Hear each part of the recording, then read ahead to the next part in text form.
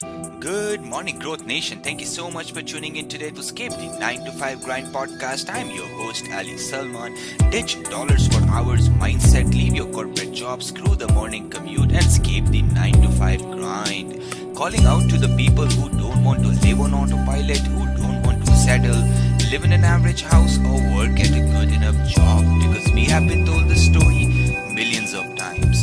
Spend 20 minutes every day with a successful entrepreneur. In this podcast, successful entrepreneurs share their story and idea on business success. I also take us through reasons behind their successes, habits, and rituals. Today our guest is Frank Cottle. Frank is joining us all the way from California. Frank is the CEO of Alliance Virtual Offices and the chairman of Alliance Business Centers Network. He's a recognized expert in flexible working, the virtual office movement, and the third place working. Prior to creating the Alliance brand, Frank successfully operated his own portfolio of business centers in multiple locations across North America. Frank has spent almost past 30 years delivering business services that are finely tuned to the workplace needs of startups, entrepreneurs, and growing SMBs. Over the years, he has worked with tens of thousands of business owners and coupled with a unique global management perspective, has become to the go-to authority on flexible and remote work. Frank, are you ready to take us on your success journey today? Well, I'll give it my very best. All right. So, Frank, before starting Virtual Offices Alliance, like Alliance brand with it itself, what was your 9 to 5? Well, I never had a 9 to 5, actually. I worked my way through college and actually got kicked out of the first college. That's a different story. But worked my way through college and started really as a contracted commercial diver to the U.S. Navy for a company that had a contract with the Navy. So I went through the Navy SEAL school and did all those things you have to do to dive with the Navy deeply. And I did contract diving for a couple of years, and that was a very interesting job, we'll say. And when I got married early on, my wife and I decided that that was not a job that was apropos to a long-term relationship. And so I left that job and started racing sailing yachts around the world. For about 10 years, worked in the yachting industry as a professional racing sailor and as a broker. Okay. In 1980, I started this company. 1980 you started virtual. So at that time, right, did you have a hard time raising awareness? So you probably walked to someone and told about virtual offices. They probably looked at you. They're like, what the hell this guy's talking about? Well, the elevator speech was a little challenging at first. But we learned very quickly that our industry combines people, place, and technology into a single bundled product, service product. And we deliver that with a highly flexible service agreement. So once you stop and think about everything that goes on in an office and that it's an activity, it's not a place, it's officing, it's a verb, it's not a noun, then it becomes pretty clear. We have been fortunate in the growth of our business through the years. Okay. So, now 1980s, you're just starting out, right? Okay.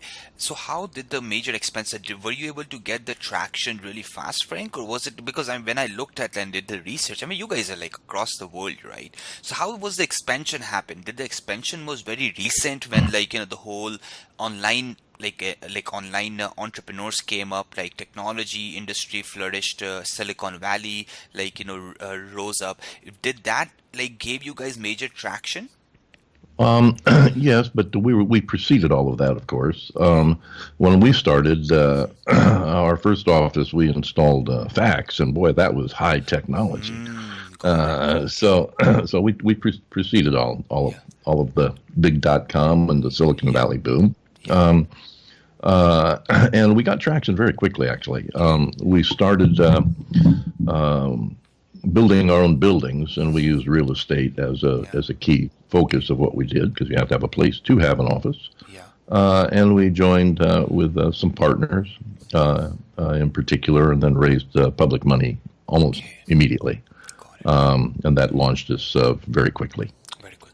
So how does the numbers look behind your business, Frank? I mean, you guys are like first of all, to start with, how many cities you guys are in the world?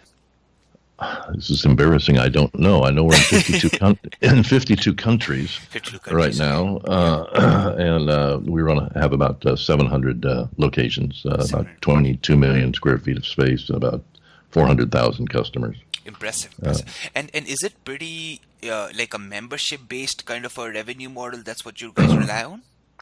our company's really broken into two sectors. Okay. What we call the network sector, which is runs on a business model very similar to Best Western Hotels, I think would be the closest analogy people might Okay. be familiar with. Hmm. We don't own the centers anymore. We sold our own portfolio, and now we just provide management and technology services to operate the centers and to help the centers individually.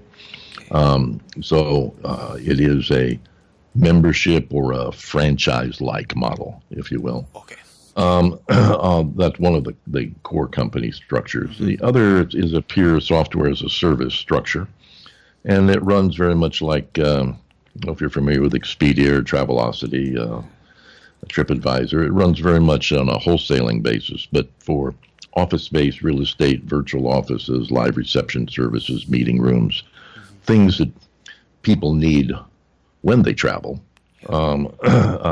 And so it's sort of Expedia for real estate. It's a very large software company. Okay. Okay. So to make sense, like more like a and if I ask you, like, what does it hold for Alliance in next 6 to 12 months? What's coming up? More products, more products. Hmm. The world's changing very rapidly. Yeah. Contracting as a form of employment on a global basis. Hmm. Restriction in movement, which causes people to have to use technology in order to get business done oftentimes. Um, and I think the newest thing on our horizon is the change really in terminology from business centers to co-working centers and the massive flow of customers into that product area. Okay, okay, totally makes sense, right? Like, keep like basically like going like horizontally more in depth with these kind of products, right? Okay, Mm. so Frank, I'm gonna shift our gears, right? I want to talk about some routines, rituals, and habits, right? So considering you never had a job, like a real job, how does your routine looks like? And I'm pretty sure you're traveling the world too, considering your business is global. Well, I do travel, not as much as I used to. Okay. Though, again, back to technology, I'm much more comfortable opening up a video meeting than I am having to go through an airport and get onto an airplane. Once you get where you're going, travel is great. Getting there can be a pain a pain overall. Um, so my morning routine starts early here in California. I'm generally in contact with our offices and our teams in Russia or the Middle East. And I kind of follow the sun, really. My morning is their evening or their night in some cases. And so I'm up early, they're up late. And I work the sun and go from, we'll say, the Middle East to Central Europe and on across the Atlantic to our East Coast and keep moving, and I'll end up my day in Australia or Asia somewhere, all by video. It's like a virtual travel you're doing, right? Pretty Yep, much. Yeah. yep. Okay. Okay. So Frank, like a lot of listeners, like Growth Nation listeners, are listening today. They're probably wondering, okay, and then just to reiterate that, like they were thinking, okay, we want to go remote. We want to like not have an office or fixed expense. So what's your suggestion to them that what are few critical steps of going remote will be, considering you are in this industry, you understand it inside out. Well, the first thing is to recognize that today almost all companies are international. Even a small company, a very entrepreneurial company, maybe only 3 people in it, they probably have an offshore or an international supplier of some product they use, and they probably have a client that's international outside of their own region as well. So that requires technology, especially for a small company. And I think all companies is the biggest success factor is keeping their expenses down. And being able to work virtually, have a virtual staff, Yeah. being able to have a high degree of flexibility, and aside from capital and cost savings, flexibility is a key component to the success of most small businesses. That they don't get themselves going one way and they can't pivot, reverse, change things. So flexibility is critical. And those are all things that we provide as a service to our clients. And our clients really aren't just entrepreneurs. A lot of our clients are major government agencies in different countries of the world. The global Fortune 1000 seeks the same flexibility and cost savings that an entrepreneur does. Legal, accounting, financial services professionals are an important part of our industry, as are distribution and entrepreneurial companies and startups. Okay. Very interesting. It's what you mentioned that global Fortune 500 companies are adopting it. Companies like IBM, Oracle, a lot of tech companies have been practicing remote work for ages. Yes. And I think small entrepreneurs don't understand. And I think if you walk to a local bank in Canada or in America, a lot of their paperwork is outsourced to probably India or Philippines. People don't know that. Oh, yes. Oh, yes. So I think the notion of outsourcing is not just limited to small businesses, a growth nation. I mean, Fortune 500s are doing it, and that's what Frank mentioned, that your companies are no longer local. I mean, you guys are national, international business, and you have to start thinking like that, right? So that totally makes sense. And hey, you know what? Your expenses, right? Talk about your fixed expense. Well, that's really a key issue for most companies, is reducing their fixed expense, and that's where the key to flexibility comes. If you're growing your company, you constantly need additional space, but if you're watching your accounts, you don't want to have to take that space in advance of revenue. So our business model allows companies to grow one workstation at a time, and if they happen to turn the corner or need to relocate people, to shrink one workstation at a time, all on a monthly basis. So it's very good for planning. Very good for planning. And I think I would mention it here that people know that Rapid Boost Marketing, my company, right? 2.5, 3 months ago, we went 100% remote. So I call that now we have earned our office space rather than we need to have an office space. Yeah. So Frank, talking about goals, how do you see goals and what's how do you go around them? Is it pure mindset game for you, or you have, let's say, Evernote and Wunderlist on your phone? How do you go around goals? Well, our goals are very simple. They're strategic growth areas that we want to move into as a company, which generally is to stay within our own industry, but to add additional services, and sometimes that requires the acquisition of another service company. We grow strategically through acquisitions and also organically through just conventional means. But we generally set a revenue growth goal and then determine, okay, if this is going to be our revenue growth goal for the year, and we break it down into months and quarters, how are we going to accomplish that? And it's not so much what the goal is, but how are you going to accomplish that goal? Okay. One thing to go ahead. Sorry. So how are you going? So you're talking about that execution is important than strategy. If that's what you're trying to say. I think it's more important than strategy. Oftentimes, Okay. strategy is fairly easy because the market dictates a lot of it. While we all want to think we're proactive and we all want to think that we have this amazing strategy, the reality is the market dictates an awful lot of what we do. So we're reactive in many regards. So it all comes down to, if you don't execute well, no matter how interesting or unique your strategy is, you won't accomplish anything. Okay. That's bottom line is if you're not getting things done, doesn't matter. You can be in analysis paralysis mode, but execution is not. The needle is not moving. That's the bottom line. That's the bottom line. Yes. That's the bottom line. Okay. So, Frank, we are almost at the last part of our conversation, but I asked this question considering 1980 you started it, but given a chance, someone comes and asks you, Frank, you are getting a complete blank slate and you want to start this company new again, what you will do differently? That's a dramatic pause. I'm really thinking about that one. Or anything at all. I think that I would have pushed to go international more quickly. We stayed in North America for almost the first 20 years of our business between 1980 and 2000. And if we had gone international more quickly, I think that would have been a benefit to our current model. The other thing I think I would have done as well, we've always been an early technology adopter. I think I would have gone into digital marketing more aggressively, more quickly. I think those are two keys that would have helped to increase the size and the success of the company. Increase size of success. And who does currently make your customers, Frank? Is it like small companies, or have you been seeing companies with big staff are also using your remote places? How do you see the breakdown?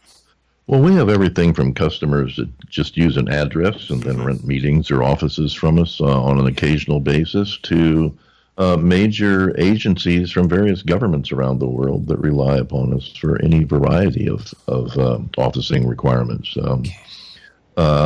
Same with the global Fortune 1000.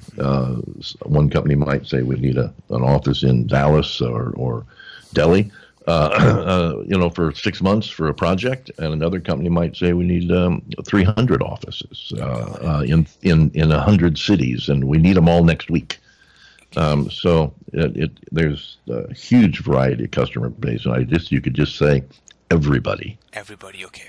Everybody. And that was interesting because, I think a lot of us think that, hey, small businesses might be occupying that space, but I mean, here come Nestle, and they need an office space in next week, right? Okay, there's no way they're signing a lease for that.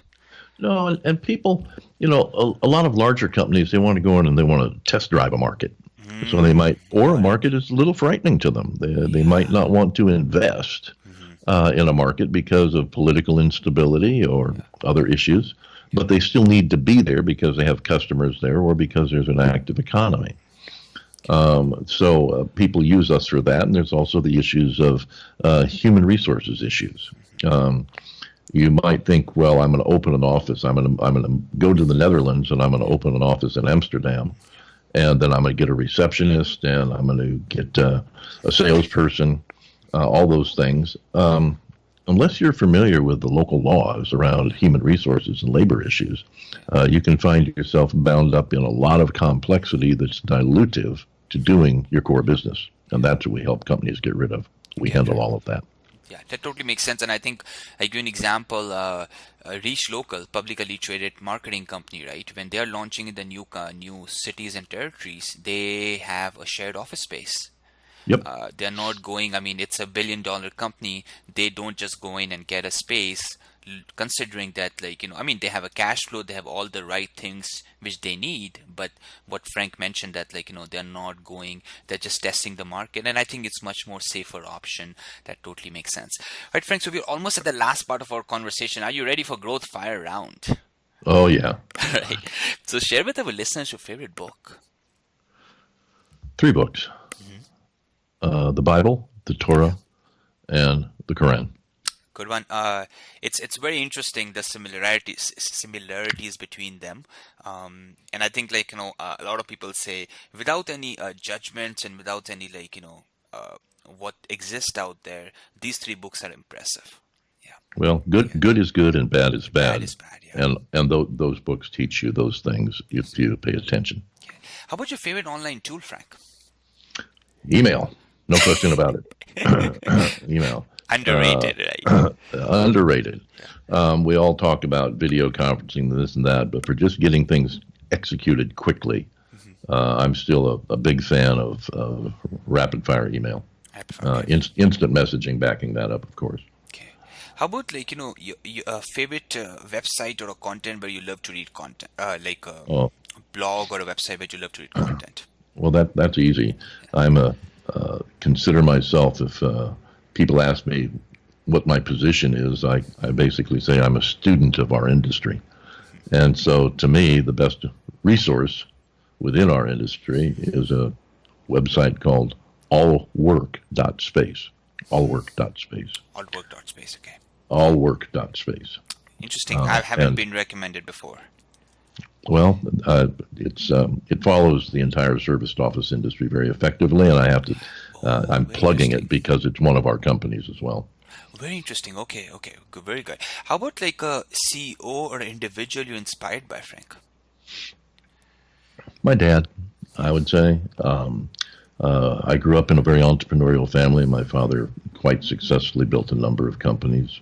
We're an old California farming and ranching family, and so we were in the food distribution and production business. And my father was very, very inspirational to me through my entire youth and the beginning of my business career. Okay, okay. How about like w- if you want to give an advice for someone looking to escape 9 to 5, what would your advice would be? It's really simple. Just do it. I hear so often from people, successful people with plenty of money. Oh, I've always wanted to go there, and it's really simple. Go down to the airport and buy a ticket. It's not hard to do. So if you want to escape something, first determine where you want to escape to. Escape is no good if you just go from one problem to the next. So know where you want to go, but then just do it. It's not that hard. It's just a matter of will. It's not that hard. It's just a matter of will. Totally makes sense. Like, you just have to do it. Like, till you don't take the first step, you can be in analysis paralysis mode forever. Right. So Yes, that is correct. so Frank, people want to get in touch with you. They want to follow you. How they can do that? They can go to alliancevirtualoffices.com. That's an easy place to go. Can they follow you on Twitter, anywhere else? Oh, they can follow me on Twitter, just Frank Cottle, or they can follow me on LinkedIn. Same. We're not particularly tricky. It's just Frank Cottle. Awesome. So Growth Nation, there will be all the links in the show notes. So make sure you guys go and check it out. Take a look at it, right? Amazing, concepts start. Frank Cottle started it like in 1980s. That's the whole idea around working remote, having a virtual office. And I seriously thought that idea didn't even existed before the internet age, right? It's impressive. These guys have built over operations. It's 700 plus locations, which is impressive. And over the years, they have worked with tens of thousands of business owners, and which coupled with unique global management perspective, right? Frank, thank you so much for taking us on your success journey today. Well, Ali, it's been my pleasure, and anything we can do to help you or any of your listeners, we're more than happy to do so. You're welcome. Growth Nation, again, as I said, all the links will be in the show notes. You can reach out to Frank if you have any questions, right? You can reach out to me if you have any questions, and I will follow that along. I'll forward that along to the Frank. I'll catch you tomorrow bright and early with another inspiring and motivating story from a successful entrepreneur. Have a good day, guys. Make it count.